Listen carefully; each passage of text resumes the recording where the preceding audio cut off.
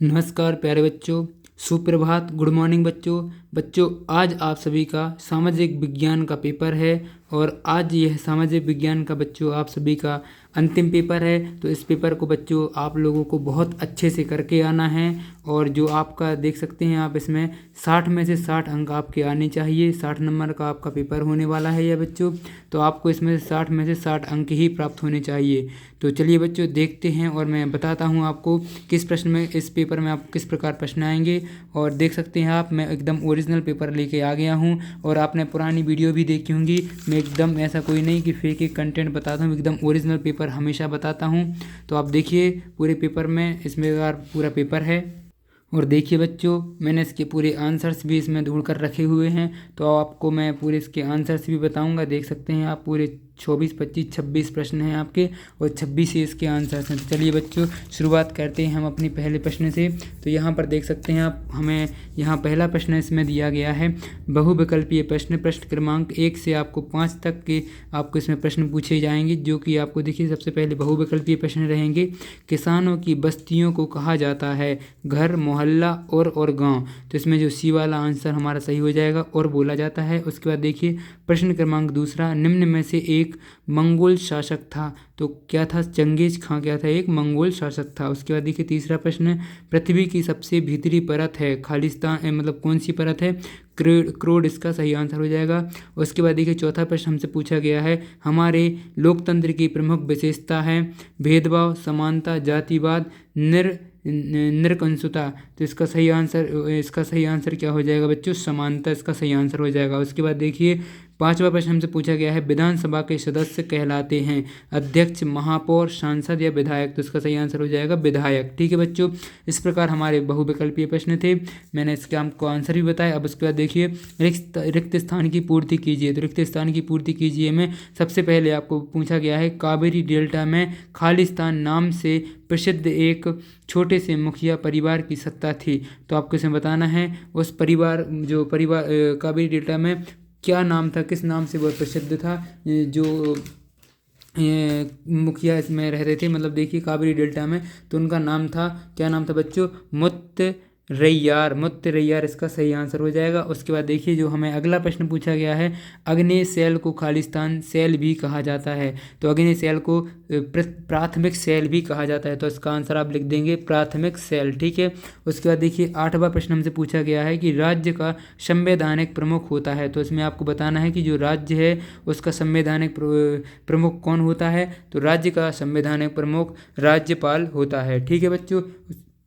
तो उसके बाद देखिए नौवां प्रश्न हमसे पूछा है कि लड़के लड़कियों में लिंग भेद के चलते लड़कों को खेलने के लिए खालिस्तान तथा लड़कियों को खालिस्तान दी जाती है। तो लड़कों को खेलने के लिए खुला माहौल और प्रोत्साहन मिलता है और लड़कियों को घरेलू कामकाज दिया जाता है। ठीक है बच्चों। उसके बाद देखिए अगला प्रश्न जो कि हमें 10वां प्रश्न दिया गया है कि भारत में खालिस्तान वर्ष के अंतराल में जनगणना होती है। तो आपको इसमें लिख देना है कि भारत में 10 वर्ष, कितना वर्ष? 10 वर्ष के अंतराल से जनगणना होती है। हमारी लास्ट जनगणना 2011 में हुई थी बच्चों, अब हमारी 2021 में होनी थी, परंतु कोरोना के चलते हुए जनगणना नहीं हुई है। तो हो सकता है अगले साल जनगणना हो। ठीक है बच्चों। यहाँ पर देखिए अगला प्रश्न में दिया गया है अति लघु उत्तरीय प्रश्न। तो इसमें प्रश्न नंबर क्रमांक 11 से 16 तक आपको 2-2 नंबर के प्रश्न पूछे जाते हैं। देखिए आपको 2-2 नंबर के प्रश्न पूछे जाएंगे। तो देखिए इसमें लिखा है कि चोल वंश द्वारा सत्ता किस प्रकार प्राप्त की गई थी। जो चोल वंश हैं उनको सत्ता किस प्रकार प्राप्त हुई थी। तो आप सबसे पहले देख सकते हैं, यहाँ मैंने पूरे इसके आंसर जोड़ कर रखे हुए हैं। देखिए इसमें लिखा है कि चोल वंश ने सत्ता हासिल करने के लिए पल्लव राज्यों को हराया था। किसको हराया था? पल्लव राजाओं को हराया था, जब इनको चोल वंश को सत्ता हासिल हुई थी। ठीक है। उसके बाद जो अगला प्रश्न हमसे पूछा गया है कि कुतुब मीनार की दीवारों पर उत्कीर्ण अभिलेख किस भाषा में हैं। तो इसमें बताना है जो कुतुब मीनार की दीवार है उसमें किस भाषा में अभिलेख लिखे हैं। तो देखिए अरबी और फारसी भाषा में कुतुब मीनार पर क्या लिखे हुए हैं? अरबी भाषा में, और अरबी भाषा में क्या लिखे हुए हैं? वहाँ पर अभिलेख लिखे हुए हैं। ठीक है बच्चों। तो आपको अरबी भाषा और फारसी भाषा दोनों का नाम लिख देना है। उसके बाद देखिए 13वें प्रश्न में हमसे पूछा है कि वर्तमान राज्यों के आधार पर गौड़ जनजाति के लोग किन राज्यों में निवासरत हैं। तो इसमें बताना है कि अभी वर्तमान किन किन राज्यों में गौड़ जनजाति के लोग रहते हैं। तो देख सकते हैं आप, आंध्र प्रदेश में रहते हैं, बिहार, छत्तीसगढ़, महाराष्ट्र, मध्य प्रदेश, उड़ीसा, तेलंगाना और उत्तर प्रदेश, झारखंड, पश्चिम बंगाल। इन प्रदेशों के आपको नाम लिख देने हैं। इन प्रदेशों में गौड़ जनजाति के लोग अभी भी रहते हैं वर्तमान में। ठीक है बच्चों, उसके बाद 14वां प्रश्न हमसे पूछा गया है कि ठंडी व गर्म महासागरीय जलधाराओं के नाम लिखिए। तो आपको इसमें ठंडी और गर्म महासागरीय जलधाराएं होती हैं, उनके आपको नाम लिखना है। तो देखिए, आपको ठंडी धाराओं के नाम इस प्रकार लिख देने हैं: लेब्राडोर धारा, हेम्ब्लोट और पेरुवियन धारा और पश्चिम पवन धारा। उसके बाद गर्म धाराओं के नाम हो जाएंगे गल्फ स्ट्रीम, अगुलहास धारा, अल्स्का धारा, एंटिलिस धारा और ब्राजीलियाई धारा और सोमाली और क्रोशिया और पूर्वी अंटालिया धारा। इस प्रकार आपकी गर्म और ठंडी धाराओं के नाम हो जाएंगे। ठीक है बच्चों, उसके बाद देखिए अगला जो हमें 15वां प्रश्न पूछा गया है उसकी तरफ चलते हैं। तो यहाँ हमें 15वां प्रश्न पूछा गया है कि रोजा पार्क्स कौन थी। तो रोजा पार्क्स कौन थी बच्चों? तो जो रोजा पार्क्स थी वह एक क्या थी? अमेरिकी नागरिक कार्यकर्ता थी। कौन थी? अमेरिकी नागरिक कार्यकर्ता। इस प्रकार आपको इसका आंसर लिख देना है। उसके बाद देखिए 16वां उत्तर पूछा गया है इसमें कि सुल्तान का स्वप्न कहानी किसके द्वारा लिखी गई है। जो सुल्तान का स्वप्न है वह कहानी किसके द्वारा लिखी गई है। तो इसके लेखक का आपको नाम लिखना था। तो इसका लेखक का नाम क्या हो जाएगा? रुकैया सखावत हुसैन द्वारा जो सुल्तान का स्वप्न है यह पुस्तक लिखी गई है। ठीक है बच्चों, उसके बाद देखिए यहाँ से हमें जो 17 से 22 तक प्रश्न पूछे जाएंगे, आपको यह 3-3 अंक के प्रश्न रहेंगे। उसके बाद देखिए 17वां प्रश्न हमसे पूछा है कि मुगल प्रशासन में जमींदारों की भूमिका होती थी। तो आपको यह बताना है कि जमींदार मुगल प्रशासन काल में क्या करते थे। तो जो जमींदार होते थे उनका क्या काम था? किसानों से राजस्व कर एकत्रित करना और मुगल सम्राट को देना। ठीक है, उनका यह मेन काम था जमींदारों का। उसके बाद देखिए अगला प्रश्न हमसे पूछा है कि रानी दुर्गावती को गढ़कटंगा की बागडोर क्यों संभालना पड़ी। तो इसमें आपको लिखना है कि जो रानी दुर्गावती थी उनको गढ़ जो एक कटंगा गढ़ था तो वहाँ की बागडोर क्यों संभालनी पड़ी थी। तो जो रानी दुर्गावती थी इनको गढ़कटंगा की बागडोर इसलिए संभालनी पड़ी थी बच्चों क्योंकि उनके पति राजा दलपत शाह की अकाल मृत्यु हो गई थी। उस समय उनका वीर पुत्र जो वीर नारायण छोटा था, इसलिए रानी दुर्गावती ने राज्य की जिम्मेदारी अपने कंधों पर ले ली थी और गढ़कटंगा राज्य का कुशलतापूर्वक क्या किया था? शासन किया था। ठीक है बच्चों, इस प्रकार इसका आपको आंसर लिख देना है।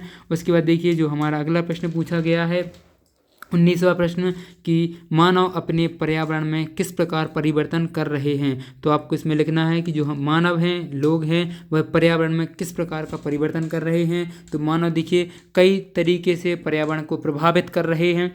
क्या क्या तरीके से? जैसे ज़मीन की जो ज़रूरी ज़मीन है उनके मतलब जंगलों की कटाई कर रहे हैं, वो जंगलों को काट रहे हैं। और उसके बाद नदियों पर बांध बना रहे हैं और पानी को नहरों से मरुस्थल तक ले जा रहे हैं और खनिजों के लिए खदानें खोद रहे हैं। तो इस प्रकार क्या हो रहा है? हमारा पर्यावरण प्रभावित हो रहा है। इस प्रकार आपको बच्चों 3 पॉइंट में यह इसका आंसर खत्म कर देना है उत्तर।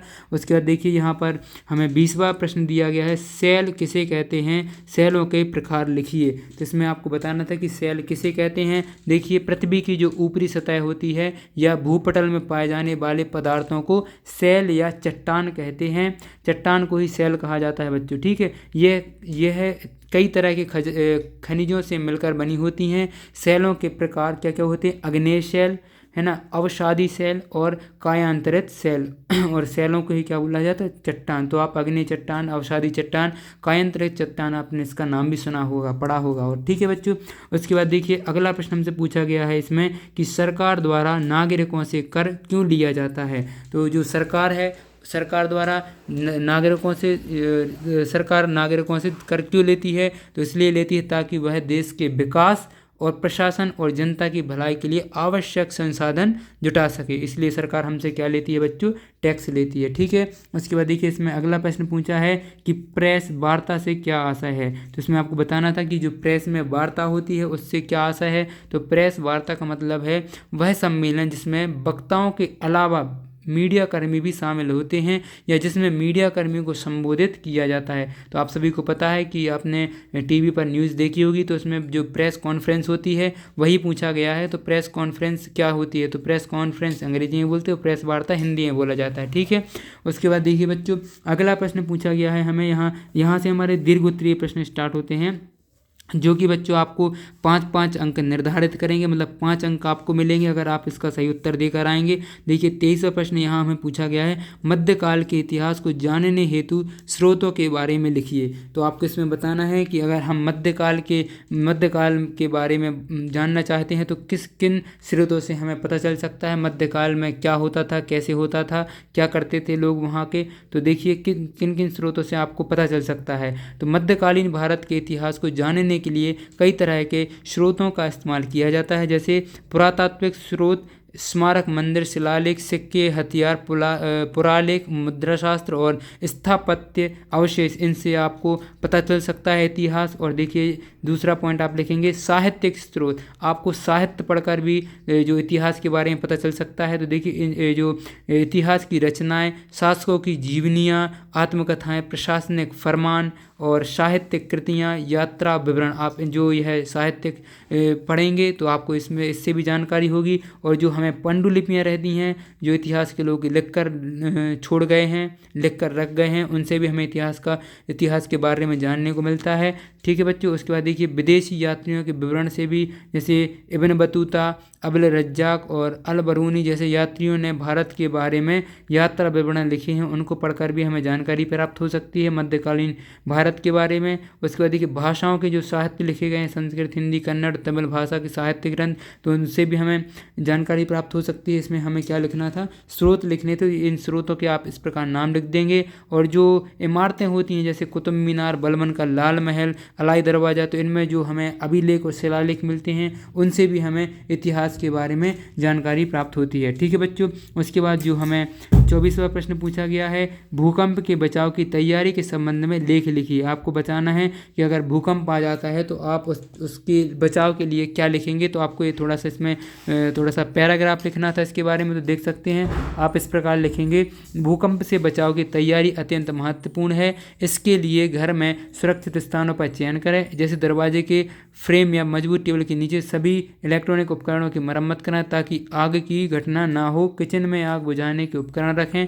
परिवार के सदस्यों को आपातकालीन योजनाओं और संपर्क नंबरों के बारे में ज़रूर बताएं। और भूकंप के दौरान गिरने वाली वस्तुओं से बचने के लिए सिर और गर्दन के ढके अपने शरीर को मजबूत संरचना के पास रखें। बचाव के बाद मलबे से बाहर निकलने के पहले सावधानी से आसपास का निरीक्षण करें। इस प्रकार आपको इसका 24 का आंसर लिख देना है पूरा।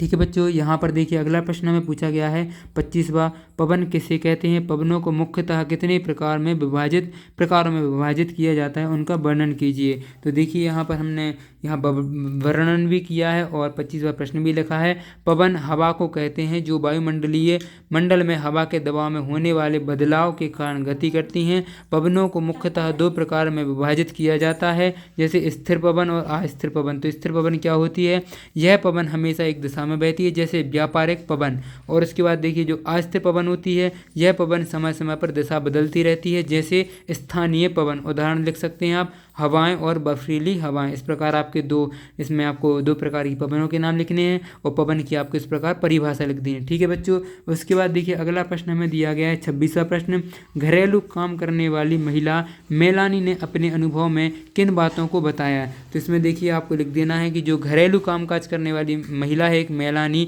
तो इसने अपने अनुभव को बताया कि घर के कामों के अलावा उन्हें समाज में सही सम्मान नहीं मिलता, उन्हें लगातार शारीरिक और मानसिक थकान का सामना करना पड़ता है। हालांकि उनके काम को महत्व नहीं दिया जाता, वे अक्सर अनदेखी महसूस करती हैं। और मेलानी ने यह भी साझा किया कि वे अपने परिवार के लिए बहुत मेहनत करती हैं, लेकिन समाज में उनकी भूमिका को कमतर समझा जाता है। तो बच्चों इस प्रकार हमारा जो सामाजिक विज्ञान का पूरा पेपर कंप्लीट होता है। इस प्रकार आपको पूरे इसमें आंसर्स भी मैंने बताया, तो इस प्रकार आपको आंसर्स लिख देने। अगर किसी भी आंसर में आपको दिक्कत हो रही हो तो आप मुझे कमेंट कर सकते हैं, तो उसका मैं आपको अलग से आंसर भी सेंड कर दूंगा। और बच्चों आपकी जो ओलंपियाड की पेपर होने वाली है 24 तारीख को, वो उसके एडमिट कार्ड जारी हो चुके हैं। तो बच्चों आप वह भी निकलवा लीजिए एडमिट कार्ड अपने सर से बोलकर, और मैं उसके लिए भी 1-2 पेपर वीडियो और अपलोड करूंगा, तो चैनल को आप सब्सक्राइब कर लीजिए। तो मिलते हैं बच्चों नेक्स्ट वीडियो में। Thank you. और यह आपका सामाजिक विज्ञान का पेपर है बच्चों, अच्छे से करके आना और ऑल द बेस्ट आपके पेपर के लिए। थैंक यू, धन्यवाद।